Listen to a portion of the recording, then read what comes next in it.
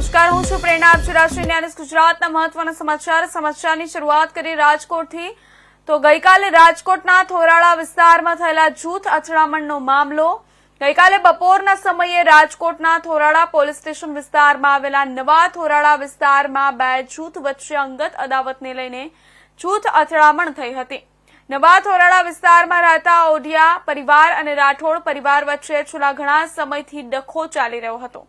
ત્યારે ગઈકાલે પણ વાહન નીકળવા જેવી નજીવી બાબતે બંને પક્ષ વચ્ચે અથડામણ થઈ હતી. ત્યારે બંને પક્ષે એકબીજા ઉપર સોડા, બાટલી અને પથ્થરના ઘા કર્યા હતા. ત્યારે સમગ્ર ઘટનાનો લાઈવ વિડીયો આજે રાજકોટના સોશિયલ મીડિયામાં વાયરલ થયો. વિડીયોમાં સ્પષ્ટપણે જોઈ શકાય છે કે બંને જૂથ એકબીજા ઉપર સોડા, બાટલી અને પથ્થરોના ઘા કરી રહ્યા છે. સાથે સમયસર થોરાળા પોલીસ આવી જતા બંને ત્યાંથી નાસી છૂટ્યા હતા.